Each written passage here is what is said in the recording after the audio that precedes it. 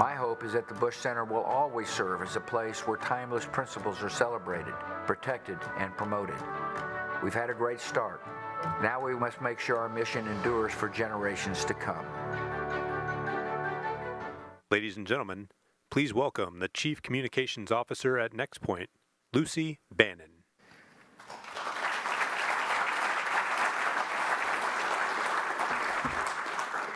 Good evening, everybody. I'm Lucy Bannon, and on behalf of NexPoint, it is my pleasure to welcome you all to the 7th annual NexPoint Lecture, part of the Engage series here at the Bush Center. When we launched this partnership with the Bush Center, we identified the NexPoint Lecture as a way to devote one program each year to topics that drive the global economy. Tonight, we focus on two geopolitical hotspots, Russia and China. There is a lot to cover in 50 minutes. From the risk posed by the burgeoning alliance between these two countries, to cybersecurity, overall threats to our democracy, and our position of leadership in the world today. We are excited by tonight's program, which we know will increase your understanding of these issues that matter so much to the U.S. To set up tonight's conversation and introduce our expert panelists, I am pleased to welcome Igor Krestin, the Bradford M. Freeman Managing Director of Global Policy at the Bush Institute.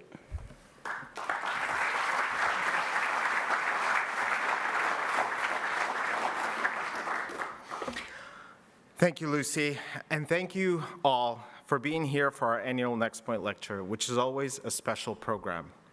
Thank you to NexPoint for endowing our Engage series. We're very grateful for your support over the years and extend a warm welcome to our guests from NexPoint who have joined us this evening. We also appreciate the support of KERA as our media partner for tonight's program. Finally, we're grateful to our board members and the Executive Advisory Council members for being with us tonight. As mentioned in the video that you saw, at the Bush Institute, we stand for freedom, accountability, opportunity, and compassion. So tonight's program is part of the main mission of the Bush Institute, which is to advance free societies and to confront authoritarian regimes. Russia's full-scale genocidal war against Ukraine is now in its third year. It has not only resulted in the massive suffering of Ukrainians, but a reordering of the global order as well. In its attempt to subjugate Ukraine, Russia has enlisted the help of not only the traditional rogue actors in Tehran and Pyongyang, but also the authoritarian behemoth in Beijing. This axis of dictatorships is here to stay. China is now a, quote, decisive enabler of Russia's war of aggression against Ukraine, as stated in the declaration from the latest NATO summit in Washington, an important development. But China is much more than that. Is a generational challenge to the United States and to the US-led global order. As China's leader Xi Jinping said upon assuming power in 2012, quote, the Chinese nation will forge ahead like a gigantic ship breaking through strong winds and heavy waves.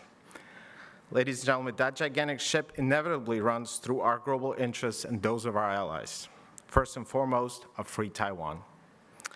Last week, the Bush Institute issued a series of recommendations on how our nation can address the quote-unquote China challenge. Like a boxer before a title fight, we can do this through renewed unity of purpose and generational investments in our national education, science, and our defense, things that we do here at the Bush Institute. And we must always lead with our values of freedom and democracy to confront Beijing's and Moscow's global authoritarian agenda. After all, respect for human rights of people within our borders, as well as those beyond, is what separates us from the Russian and the Chinese regimes. So with that, we have assembled a stellar panel of experts tonight to discuss the Russia-China challenge. Ellen Bork is a fellow at the George W. Bush Institute. Her work focuses on American foreign policy, democracy, and human rights. She's previously held various senior positions at the State Department and on Capitol Hill. Next, Dan Schulman brings a business perspective to tonight's conversation. He served as president and CEO of PayPal until last year. Before that, he was group president of enterprise growth at American Express. In both of those roles, he led global strategy that included China and Russia, and confronted an array of issues we're addressing tonight, including cybersecurity. He also advises the White House on those issues and on AI as well. Finally, we're thrilled to be joined by Ambassador John J. Sullivan, former Deputy Secretary of State, who also served as U.S. Ambassador to Russia from 2020 to 2022, including during the first days of Russia's full-scale invasion of Ukraine. President Bush's administration, he held leadership roles at the Departments of Defense and Commerce. Ambassador Sullivan is the author of the new book, Midnight in Moscow, a memoir from the front lines of Russia's war against the West. As you saw, signed copies of the book are available tonight, and I strongly encourage you to get one. It's a terrific read. And finally, we're pleased to have Krys Boyd of KERA back with us as moderator. She's the award-winning managing editor and host of the national program Think, which is heard in 220 markets across the country. So we're grateful to all of our panelists for being with us tonight. So please join me in welcoming Alan Bork, Dan Schulman, Ambassador John Sullivan, and moderator Krys Boyd.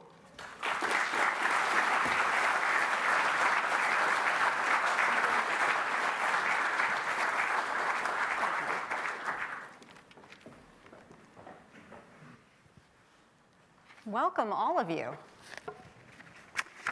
I guess I want to start by breaking the Russia-China challenge, this enormous topic, into some of its component parts.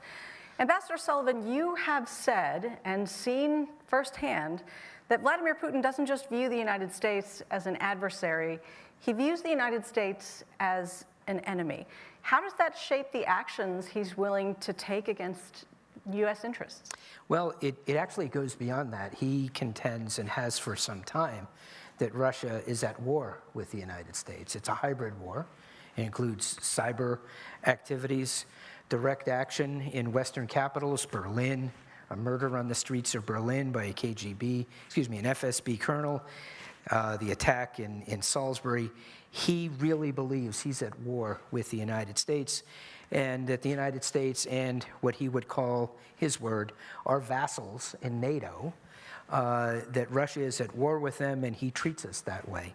And it ultimately stems from the hurt that lingers from the devastating, what he considered the devastating debacle of the 20th century, which was the demise of the Soviet Union.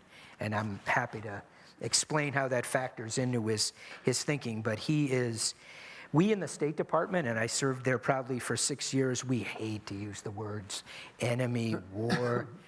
Putin and his nationalists in Russia, we're the enemy. In the State Department, we call countries competitors. If we're really angry, adversaries. And we're dealing with a country and a government in Moscow that treats us as the enemy. And that's the way they think and they behave. Would you say it's as bad as it's been throughout your career? As bad as it's been in my lifetime, which includes what the Russians call the Caribbean crisis, what those of us in the West call the Cuban Missile Crisis. We see that by the daily invocation of Russia's nuclear power, the threat to use a nuclear weapon if certain unspecified actions or specified actions are taken by the West, the threat of new nuclear testing. It's as bad as it's been, certainly in my public career. Ellen, China is also run by an authoritarian regime, but is Xi Jinping's view of China's relationship to the U.S. and the potential consequences of a complete breakdown, is it more nuanced than Vladimir Putin's? I don't think it's more nuanced. I would say that it's brazen, it's confident. Xi Jinping has, built his new approach to the international community and to the United States on a backdrop of economic growth that the United States assisted with, believing that that would moderate the Communist Party and change the system and help integrate China. That, in my view, was never anyone at the top of the party's intention, and certainly not Xi Jinping's. And he has used that foundation to launch a very aggressive effort to change the world order, to undermine democracy, to change it, and to advance a different set of norms.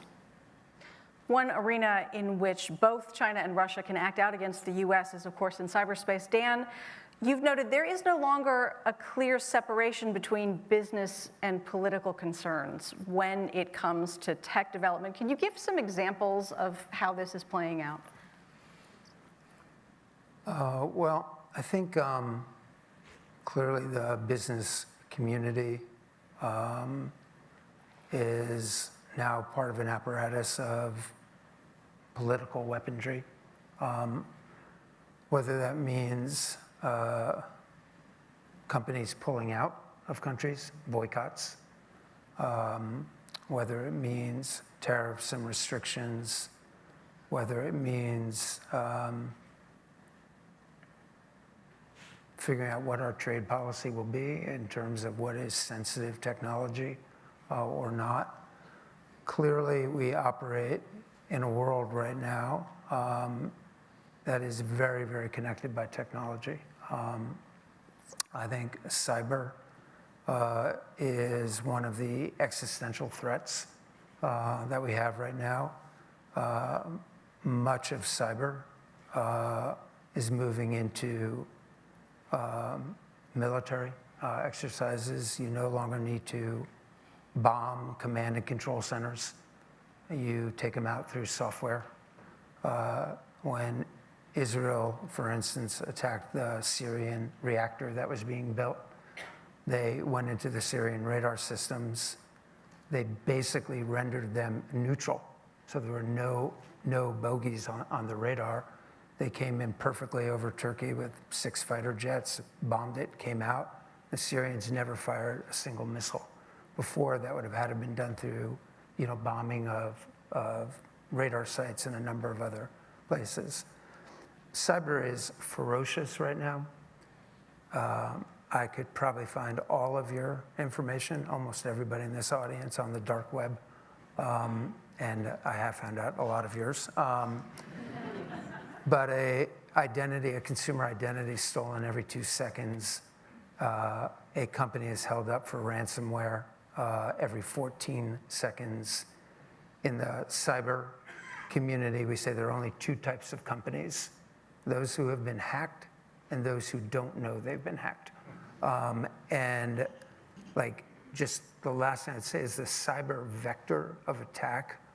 85% of attacks are just hacktivists who are trying to make a point. They're easy to defend against. They should never get through your defenses. About 14% are cyber criminals, and they, as you can hear from how much money they make on these things, they're very determined and quite good, and maybe they're successful 10% of the time. Then there's state-sponsored cyber activities, which is less than 1% of the attack vector into enterprises, but they are basically 100% successful. And the thing is, you don't know that they're there, and it is, they're embedded in infrastructure, they're embedded in grids, and it is something we all really need to think very carefully about. The typical enterprise has 130 cyber breaches a year. So we live in a world that's very different. It's very problematic. It moves incredibly quickly. AI is making that much more difficult to defend against. When we pulled out of Russia, PayPal, we saw an increase in cyber attacks, of course, from Russia. We're all ready for that, but the major players, besides the US and Israel, are China, Russia, Iran, North Korea. For Americans, a major source of disagreement with Russia and China is their open hostility to democracy and freedom of speech and expression. Ellen, for folks who haven't followed his story closely, can you remind us how Jimmy Lai became such a thorn in the side of the Chinese Communist Party? Jimmy Lai is a self-made billionaire who is now in prison in Hong Kong. He arrived in Hong Kong as a young teenager, went into the garment trade, came to New York, was actually inspired by one of his friends to read Hayek, and became a real free market economist and devoted to rule of law as the foundation for a free society. And after the Tiananmen Square massacre in 1989, he'd already made a lot of money in a clothing enterprise, sort of like the Gap. And at some point, he really offended the Chinese on the mainland in Beijing. He used a sort of Chinese insult against somebody, and he ended up resigning from the company just to save his shareholders, their value. But he decided that as he saw, Hong Kong was, the agreement was that Hong Kong would be turned back to China in 1997, and that actually was in train for several, a decade beforehand, more than that. And seeing that coming, he founded a media company and then launched a newspaper, Apple Daily, which became wildly popular, ultimately the only pro-democracy editorial line in the city that remained. The others were kind of chipped away at. And eventually, and they hated him. And after the democracy protests that in 2019 that went on for several months, in the spring of 2020, China imposed a national security law very quickly, and suddenly he and others were targeted.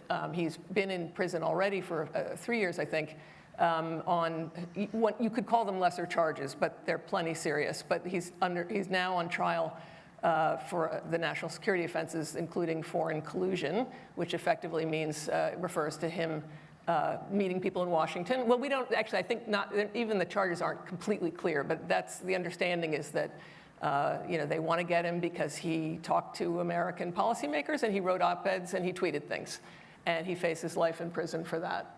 And the national security law essentially asserts the same control over Hong Kong that Beijing has had over the rest of China. Yes, it hasn't changed that to completely that degree, but yes, it is a law that criminalizes anything that Beijing wants. It's been adopted into the Hong Kong legal code, but it is a fiat from Beijing, and it criminalizes subversion and terrorism. It basically allows a parallel system of police and courts to go after. I mean, it can be just about anything. He's one of about 200 people who've been arrested under the national security law, but there are other ordinances that have been used to get other people too. Ambassador Sullivan, how would you characterize the working relationship between Vladimir Putin and Xi Jinping? Well, it depends on where you're sitting. If you're sitting in Moscow, Xi Jinping is Vladimir Putin's dear friend. The PRC is a vital, indispensable supporter, component, promoter of the so-called special military operation, the Russian reinvasion of Ukraine. The Russian Federation would have great difficulty in continuing its war of aggression in Ukraine without the support of the PRC. Acknowledging the support of Tehran and Pyongyang, but the PRC is really key. From Beijing's perspective, what does President Xi see when he sits across the table from President Putin, his dear friend, in their so-called unlimited friendship, which is not unlimited? And this is from a Russian who is a pro-Putin Russian. What does Xi see? A peasant who sells him oil and gas, a declining empire, no longer an empire, but valuable to Xi in his world vision and his conception of a rising China that will continue inevitably, from his point of view, rise. Putin doesn't have that same sense of inevitability. Part of it is it lacks the ideological motivation of the communist ideology that motivated, at least nominally, the Soviet Union. This is pure nationalism on Putin's part. Xi's got a much bigger enterprise that he's presiding over, and its rise, he feels an inevitability, I believe. He doesn't have the same sense of insecurity that Putin has. But I think for both of them,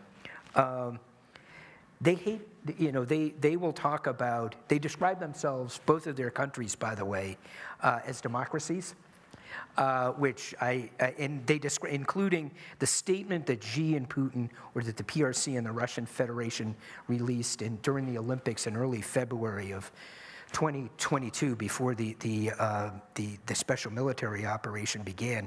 They described themselves as democracies, and I say in my book that would have been news to the Romanovs, the communists, that Russia was a democracy, putting to one side the emperors of China.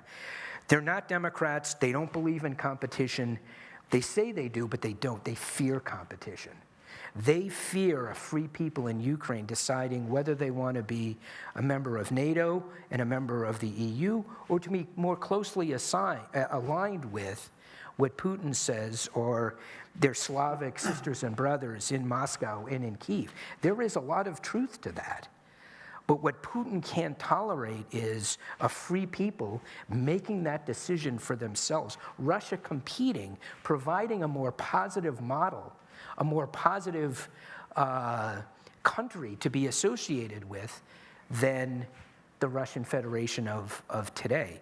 So Xi similarly couldn't abide the people of Taiwan making that type of decision for themselves, but he doesn't have that same insecurity that Putin has, because the Russian Federation isn't the Soviet Union. The Russian Federation isn't the economic colossus that the Soviet Union was. It's now a country of 140 million people with a severe population decline. And what they've got, energy as a weapon, nuclear weapons, and their technical and cyber capabilities. Briefly, because there's so much to cover, there is something I want to understand. Obviously, their primary shared interest is building a world in which the U.S. does not sit at the top of the world order. Do Xi and Putin each believe that they would be the country at the top if the U.S. were somehow superseded? Is that for me? Yes. Oh, I think Xi certainly believes that. I think Xi believes that's inevitable. It is an aspiration for Putin. Part of his insecurity is he craves legitimacy within Russia. It's necessary for him to maintain his power base and to keep his head on top of his shoulders, unlike prior Russian leaders going back to the time of the Tsars, whose, if they had made missteps, were removed from office and lost their lives. So Putin aspires to that. Xi is confident that that's China's destiny. All right, we're going to do a wild pivot here. Dan, China has had a hard time getting its own citizens to widely adopt its digital currency, ECNY. What are the chances it could have more success using ECNY to challenge the primacy of the dollar as the preferred global currency reserve? Mm-hmm. Well, I think when Russia invaded Ukraine, one of the weapons we used against Ukraine was basically turning off the SWIFT network, which is how you do international settlements. Before that, SWIFT was basically a neutral financial platform based in Brussels for legitimate reasons. But once it became weaponized, other countries took note of that as well. And nobody wanted to be the second or third country that where they could have SWIFT turned against them. And there is a whole host of new emerging technologies that will undergird the financial system of the future. They really will mostly run on blockchain technologies. They're much more decentralized than what you experience today. And they are much cheaper, maybe 1/1000th the cost of transactions today, and much faster as well. They settle in milliseconds as opposed to what can be hours, days, or weeks for an international transaction. And theoretically, they should be much more inclusive. Countries around the world, China being one of them with the digital RMB, but you have Brazil with the Drex, which is their digital CBDC, India coming out with their own payment systems, are all exploring different ways of taking advantage of this technology. I think the US, which really does undergird the entire financial system of the world right now, needs to be very careful in how we think about these new technologies. The stability and integrity of our system need to be sacrosanct. But we are falling behind in terms of our ability to have or certainty that we have primacy of the dollar. Once some of these non-connected countries start to pull together their infrastructures through various platforms, you will start to see currencies flow that aren't dollar-based. And so it's incumbent upon us to have our own digital dollar, to have stable coins that are tied to fiat US currency, or we will lose our primacy. It's happening around the world right now. It's happening because of the weaponization of what were neutral platforms and the emergence of new technologies that make this easier to go do. China is working very hard to settle in the digital RMB. They're working with the Middle East, all oil money. They're forcing it to be settled in the digital RMB. They are massively incenting their consumers to start to use it now with discounts and a number of other things. And look, the one thing about the Chinese that is very different than us is they think about the long term. I mean, they are thinking 100 years out. We in the business community are thinking the next quarter, and in elections, it's either 2 years or 4 years that we're thinking. And so I would not say just because their citizens are not adopting the digital RMB right now that they have anything but a long-term plan to control a lot of monetary flows through the digital RMB. And I would also just pose one other thing, and I'd love to hear your thoughts around it. I think we need to be very careful and thoughtful about how we characterize and engage with China. It is not the same as decoupling from Russia. That was relatively easy and relatively painless, but although there are energy things and a number of things, we are very intertwined with China. You go to Southeast Asia and you talk to the Singaporeans, et cetera, they ask us, do not force us to choose. We live in this neighborhood. Like, you know, you're forcing us to make choices and it's difficult. I think also when we try to deny them advanced chips, which strategically I understand why we may want to do that, the main reason why they might want to invade Taiwan sooner than later is for chips. Taiwan produces 94% of the world's advanced chips. They have to have access to chips. They must, just like we have to have access to chips. And so I think we need to think about second and third order effects of our actions to make sure that we have as stable a world as we possibly can. And I think we just need to be thoughtful about it.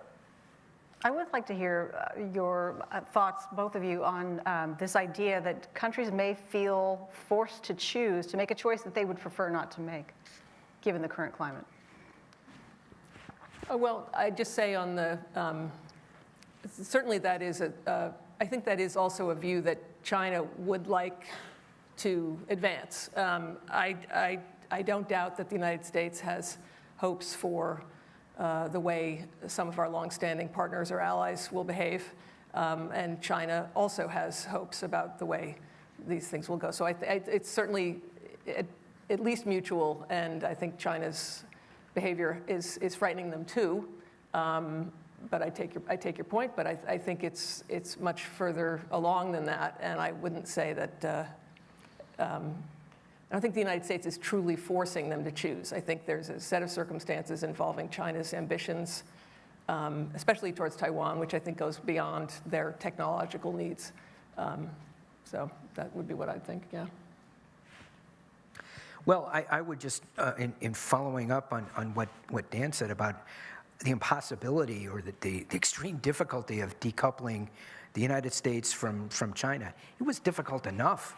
And it hasn't been completed, decoupling from Russia. Yep. The energy ties between, letting the Europeans languish without, if Russia using one of the few weapons it has, its energy that it can export, its oil and gas, that's very difficult. I recall coming back to Washington when I was ambassador and meeting with senior leaders at the NSC and at the Treasury Department.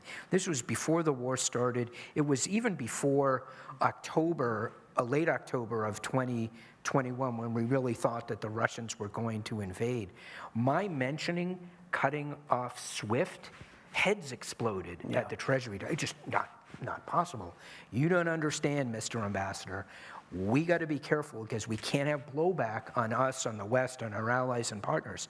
And this is about Russia. This isn't about China, where the economic interdependence, whether it's on pharmaceutical products that are necessary for our continued health and well-being, you name it, across the spectrum. It's a much more complex relationship. So just to emphasize how difficult that is, just using the example of Russia, where I think we have not done as much to decouple. There's been reluctance to impose costs on the West and on the United States that would be politically difficult to bear, that I think are necessary to address the aggressive challenge to the West that Russia poses. These are complex issues. We haven't done enough with respect to Russia, and I think we underestimate the challenge that China poses. Is the SWIFT banking system secure? Nothing is secure, just to be very clear. In the banking system, every single day, we take a record of our data and file it in cold storage offline. That's when it's safe. If it's connected, it's not safe. It's really that simple. And so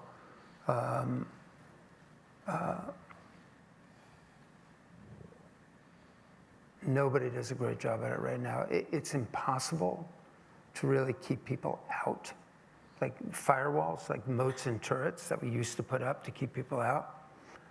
It's impossible. And I know everybody's username and password in this room.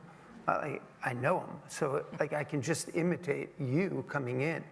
What I can imitate is where you are and other data points. So it's now about what we call data loss prevention, stopping data from leaving as opposed to stopping people from entering. You can't do that anymore. Even our, top secret, things that where we have, classified this, they've been compromised. Those of us at clearance have all been compromised on different things. So it's, this is why I'm saying cyber is, a thing that is lurking in the background. Now, luckily, we are by far and away the best at cyber in the world. Russia, I think we're all quite worried about what they could do through Dancing Bear and a number of other things on the electrical grids and that kind of thing. We've been quite successful at stopping almost all of that. But there are countries now that this is their primary way of either wreaking havoc or control. I would say China is, if they want to be in something, they are. By the way, same with us. Ellen, last year the FBI arrested 2 Chinese nationals living in New York City and accused them of running a surveillance and intimidation operation aimed at Chinese dissidents living overseas, in this case living in the United States. And there might be, as I understand it, more than 100 of these secret police stations set up by the Chinese government in countries around the world. What sort of danger exists for Chinese democracy and human and religious rights activists even after they're able to leave the country? It's enormous. It's thankfully, our law enforcement authorities are taking this very seriously. But this is a huge problem. They've also indicted in absentia a lot of Chinese secret police for harassment via the internet and social media and that kind of thing. And recently indicted, actually I think they indicted someone who was known as a democracy activist. They'd sort of turned in some way. So it has, I think, alarmed the diaspora quite a lot. And there are other examples of Chinese state sort of influence activities. Some I'll talk about in a minute. Some of the harsher ones involved, there was some reporting on a APEC summit in San Francisco that was just revealed involving coordination between Chinese diplomats and Chinese front organizations, including some physical intimidation at the event. It's very disturbing. China has a massive, broad, and aggressive influence effort, some of which is, or a lot of which is aimed at our states and localities. That is something, an approach that dates back to Mao, and they still endorse it. Xi Jinping has reinvigorated this. Typically, they refer to it as their united front, which effectively refers to co-opting non-party members of various kinds. A lot of them can be Chinese diaspora, but they also target our local politicians, governors, mayors, and there are other kinds of activities, including people-to-people exchanges, some of which are, appear benign, and from our position, they are benign. People are interested in China, they want to engage, they want to have sister city relationships, they want to have people come and speak to them.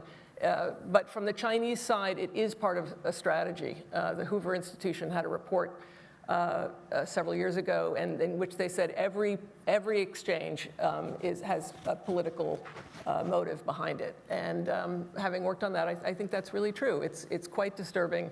But I have to say, this is not to say China has people that do this work for them. The vast majority of Chinese are not engaged on behalf of the party. Unfortunately, they can be intimidated or pressed into service, and that is terrible, and they shouldn't be. And no one should think that any Chinese citizen in the United States or any Chinese American is working for the Communist Party. That we have to make a distinction between the Chinese people and the party itself. I was going to ask you, though, how do you fight this very serious potential threat without engendering a climate of xenophobia? I think with great thoughtfulness and caution. I think it's very important to hear from our leaders and to educate ourselves about the way China operates.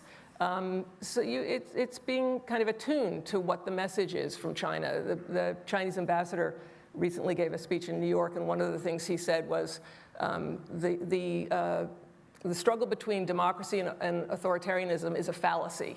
It's not. But there are a lot of insidious messages that are designed to frankly discredit the United States or our values in its own citizens' eyes. And I think most people, once they twig to that, won't be so influenced. But it is a concerted effort by the Chinese, and it just requires a lot of awareness and information. I think we should be hearing a bit more from the Biden administration about this.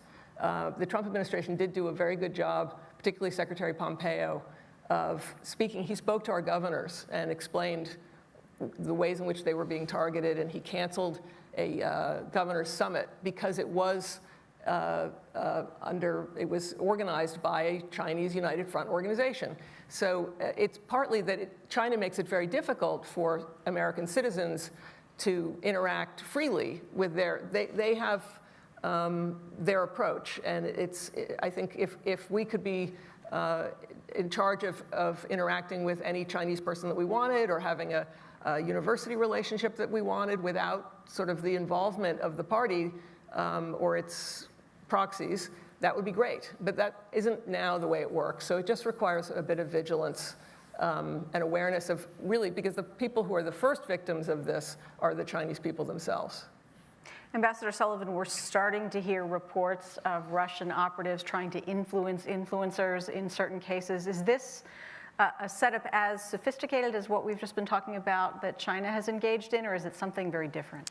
Well, it's part of a larger problem that the United States confronts. It's not just China, it's not just Russia, it includes Iran trying to influence the United States, divide us, influence our elections. The Russians, my perception is, they're far more experienced in doing these things. I was in, whether it's cyber, disinformation campaigns, direct action. I was in Mexico City last week, and I was looking for Trotsky's residence where Stalin had Trotsky killed in 1940, eliminating an enemy.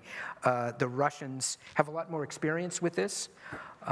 They are, it's one of my colleagues once told me in Embassy Moscow, he said, This is the type of government that you get and the type of activities abroad that you get when you make a career KGB man your president, and now president for life. So, and to follow up on something Ellen said, I saw this in Russia at the US Embassy. We relied on a large number of third country nationals, mostly Russians, to help with the basic operations of the embassy, which is the model the State Department uses around the world at every one of our facilities. And I write about this in my book. We had a long-term, he must have been employed by us for more than 20 years, beloved employee at the embassy. Everybody really was just a big fan of this guy. He was an important colleague and worker. And one day I got a report that we had to separate him and we had to fire him. And why? All Russian nationals, all third country nationals who work at the US Embassy have to report any contacts they have with the FSB, the Russian Federal Security Service. This fellow, we had reason to believe, had been contacted by the FSB, which is something common. They contact everybody. US citizens who work at the embassy, third country nationals, Russians, they are tailing and harassing and approaching everyone. But for Russians in particular, you have to tell us when that happens. This guy didn't. He was interviewed by our LEGAT, our senior FBI agent at the embassy, and this is what he told us. I got this report from this senior FBI investigator, that he was approached by the FSB and reminded that his teenage son had a very serious health condition and that he needed expensive medical treatment. And I interrupted the FBI special agent. I said, so they were offering him medical care? He said, no. The pitch was, this medical care that you've already procured for your son that has cost an enormous amount of money, he will lose tomorrow unless you do X, Y, and Z for us. We, the United States, put that Russian, our friend, in that position to be exploited by the FSB. What's a father going to say to an FSB officer who makes that pitch? So that's the type of pressure that, whether it's the Russian Federation and the FSB or some other authoritarian governments and their security services, that's the type of pressure that can be brought to bear on an individual to do damage to the United States. And in terms of Russian dissidents living overseas, Russia has, more than once quite openly assassinated them in Yes. foreign countries. I don't believe this has happened on U.S. soil. Not yet. Is there reason to believe it could happen here? There's more than reason to believe that it can happen here. I predict it will happen here. It may not be a U.S. citizen. It may have already happened here, and we don't know it. It has been their modus operandi going back decades to the KGB and the NKVD. It's something that Putin values because it empowers the FSB and the SVR and the GRU, the three principal intelligence services, security services of the Russian Federation. It's where he comes from. It's who he is. He is, as he describes himself, a KGB man. That was been his whole career since, professional career since the mid-70s. And he's famously been quoted as saying, there's no such thing as a former KGB man. This is what he does. And why is it important to him? So he sent this, the FSB sent this Colonel Krasakov to murder on the streets of Berlin a Chechen who had fought against the Russians in the wars in Chechnya. Shot the man to death in a public park in front of a lot of innocent Germans. Arrested, convicted, and sentenced to a long term of imprisonment. Was traded on August 1st as part of the big detainee transfer. The first person that got off the aircraft that came from, landed in Moscow to bring the Russian detainees home was Krasakov. There was a red carpet that led out to the stairs. Putin walked out onto the red carpet and embraced this guy when he got off the plane. Why? It was the message that he sent to the 350,000 employees of the FSB. Think about that. FBI, 35,000 employees. FSB, 350,000. And by the way, that's only one of three and intelligence and security services. It sends a message to them and to all Russians. These are my people, these are how we operate, and these are the people I hug and honor. Ellen, I see you nodding your head. Is there anything you want to add? No, not just now. Something. Dan, you said the U.S. continues to lead the world in AI development and cyber. I don't know if that's for the moment, but if I have this correct, you do think that the reason is cultural more than anything. Can you talk about that? Well, I think there are numerous things we need to think about on the AI front. First of all, I think AI is evolving well more rapidly than most people imagine. For those of us who have gotten to play around with the editions that have not been released yet on AI, it is, we're moving to an AGI world, I would predict, in the next 2, maximum 3 years. That's an artificial general intelligence world. What does it, excuse me for interrupting you, what does that mean? It basically means you have machines that will think like humans, but better in many ways, better. Because they can do iterations, hundreds of millions of iterations to get better. You know, we put in like 10 kilobytes of information when we tap our phone and use our thumbs, and computers in that same time frame are doing hundreds and hundreds of millions of iterations, just to give you the asymmetry between how fast a machine can learn and a human can learn. So AGI is coming very, very rapidly. It will shift a number of things, both that I think are important, both in the business environment, very much in the political environment, because we could see unemployment levels spike up, and that is a very plausible scenario. And if you have even 10 or 15% unemployment in a democracy, that's a very difficult thing for a democracy to have, unless you are taking care of those 10 or 15% people who are unemployed. Tax revenues go down, services go down. It's a very important thing for our government and other governments to think about. Also, AI is going to be the leading edge of military applications, whether it be cyber, disinformation. I could pull together a video of the ambassador from this meeting that we're having here, I'm assuming it's being recorded, and be able to very quickly have this video come up, telling him that he really wants to come out to the world, that, you know, he's had a drinking problem for a long time, and, you know, but he really wants to share this because he thinks it's really important to go and do that, and he wants to help people, et cetera, but it's very hard for him, and it will be perfect. Perfect. They'll have all of the intonations, all of his gestures, where his eyes go, his pauses, everything.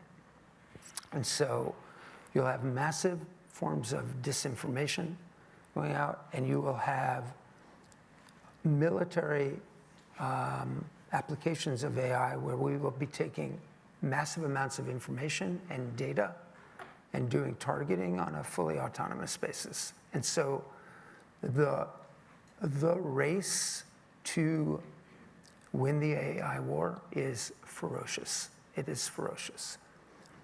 And it is, and there's no stopping it, by the way, in case anybody was thinking we were going to stop it, because you have company versus company competition and country versus country competition going on. And the US clearly wants to be the leader in AI. And it means two things. One, we have to have great compute power. We have to have great chips. And chips today, in a little chip about this big have between 10 and 15 billion transistors on them today. 10 to 15 billion transistors. You're at like a subatomic layer when you're doing it. The US only has about 4% of our chips, as I mentioned, and if the CHIPS Act is successful, in 5 to 10 years, we'll be able to satisfy 14% of our chip demand inside the US. And I would say we probably will not be successful on that if I look at what's happening with Intel and others who are trying to move into this. So Taiwan becomes massively important in that, and that's why I'm saying we need to be very careful about not giving China a reason to go after Taiwan to get those advanced chips. But one of the things about technology that's really interesting from a cultural perspective is here in the US, if we make mistakes, we don't find ourselves disappeared one day. We made a mistake. We screwed up. Our AI system hallucinated. You know, it said something that was not right. And then we fix it. And we go on to the next iteration, and we're iterating.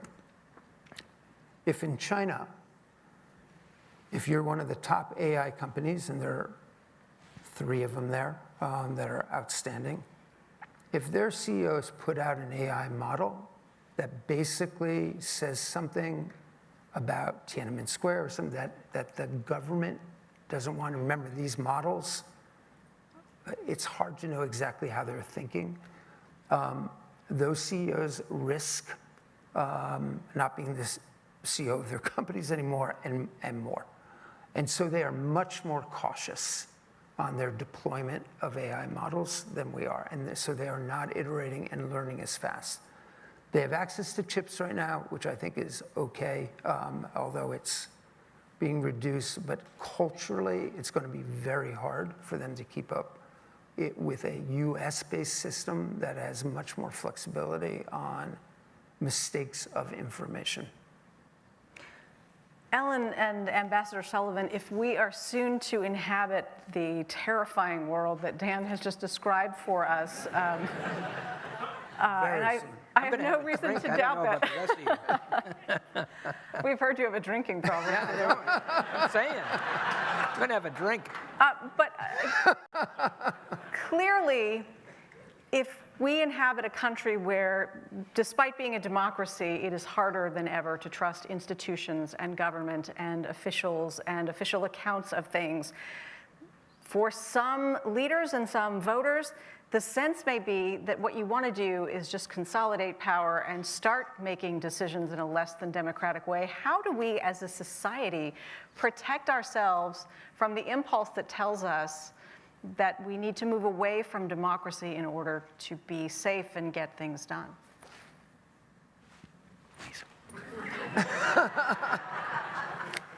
Well, if I have a drink, what do you expect? I'm going to join you. I think, for one thing, we're fortunate that we now know that that is not the case. I think people understand that, understand to some degree the attractions that some feel for a strong man or authoritarianism, and so it's incumbent on us now to safeguard these things. Democracy has its problems. It famously, the worst system except for all the others, but it's often its strengths, freedoms, freedom of speech, open society, transparency. These are being exploited, and you're right. It's a huge conundrum how to protect those, how to react, not overreact, while strengthening our institutions. But I mean, in a way, it's the forces that are doing this. I mean, we have our own homegrown, concerns that we have to deal with, but we are also being targeted by authoritarian regimes who are. Jessica Ludwig is here. She's one of the authors of a paper about sharp power and distinguishing this from soft power, which seems very benign and is all about persuasion. Sharp power is something very different. It's intended to exploit and undermine and perforate and our freedoms and our institutions and things like that. So I think we don't have the luxury of both fixing our own home while defending it. We have to do both at the same time. I don't think that was a really adequate answer. I'm going to keep thinking, and I'll yield to the ambassador. Well, I mean, it's something that we've confronted in the past, including in the recent past.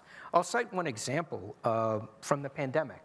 So I was ambassador, I arrived as ambassador just months before the pandemic hit. And in the summer of 2020, I was summoned to the Ministry of Health by the health minister.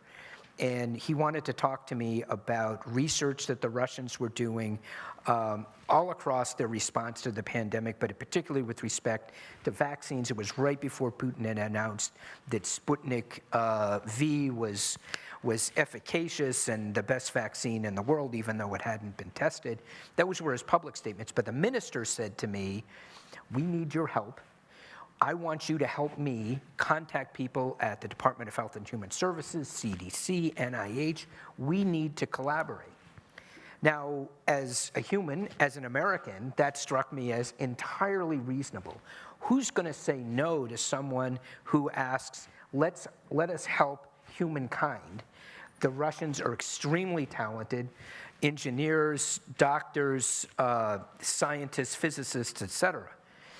So I went back to the embassy, and literally the next day, I got a report, and then there were subsequent media reports about the wide-scale espionage by the Russian government targeting vaccine research in the United States and in the West. I have no reason to think, I don't know that the health minister, Dr. Marashko, was aware of it, but I never spoke to the man again. And Putin recognizes on AI, he recognizes, how significant this is, and the limitations on their ability to keep up with the West, and in particular the United States. So what does he fall back on? His muscle memory. He's a KGB man. They're going to try to piggyback on what we're doing through espionage and any other means that they can. But look, our open society has attracted, in our history, the best and the brightest. They've wanted to come here. They've helped us thrive. They helped us succeed with the Manhattan Project, another life or death moment in some ways for the West and democracy. So we've done it before. It's on a much bigger scale now with AI, but I'd much rather be in our position than in Putin's. Dan, final thoughts? Yeah, I think it's a great final question, especially here at the Bush Center, which is all about trying to figure out how to strengthen democracy. Look, my favorite quote on democracy is, democracy needs to be more than two wolves and one lamb voting on what to have for dinner, okay? Which basically means that we have to rise above our own self-interest, right? We have to put the bigger picture ahead of our individual selves, which means, one, we need to be able to talk to each other. And our country is very divided, and it's very hard to go and do that. And we need to break that down. And centers like this, I think, have a real role in making that happen. We need to make sure we have facts that we can debate. And AI can create misinformation, as I talked about, but we can watermark it. We can do that. And so we need to have the courage to be able to talk about the issues. And that is what makes us strong as a country. And I think we all can play our part in that, and I think this is one of the few countries where we can talk our part if we have the courage to do it. By the way, it's not easy. Like, I've tried to take stands before and gotten many death threats as a result of it here in our country. But that does not absolve us from doing the right thing, and that's how I feel about it. Thank you all for the conversation. Really appreciate it. Thank you.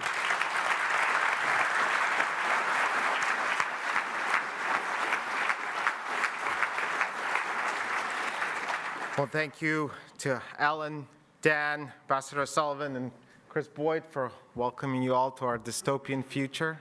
Enjoy. But terrific conversation, and I want to thank NexPoint for endowing our Engage program at the Bush Center, of course for KERA for being our media partner tonight. And then I want to tell you a little bit about our upcoming programs here at the Bush Center. So next up is Sharon McMahon returns to Engage on October 9th with a special 2-hour program in celebration of her book, The Small and the Mighty, which is not about Vladimir Putin and Xi Jinping, but about 12 unsung Americans who changed the course of history. So due to popular demand, that will be held at SMU's McFarland Auditorium. And last but not least, on October 28th, we have a program on the post-presidency with author Jared Cohen and Jeff Engel, who's the founding David Gergen Director of the Center for Presidential History at SMU. And we'll discuss purpose beyond the White House. And for both of those, tickets are available at bushcenter.org. And I think with that, we pride ourselves on our punctuality. It's a thing we do really well at the Bush Center. So with that, thank you all for coming, and have a great night. And then another round of applause for our terrific panel tonight.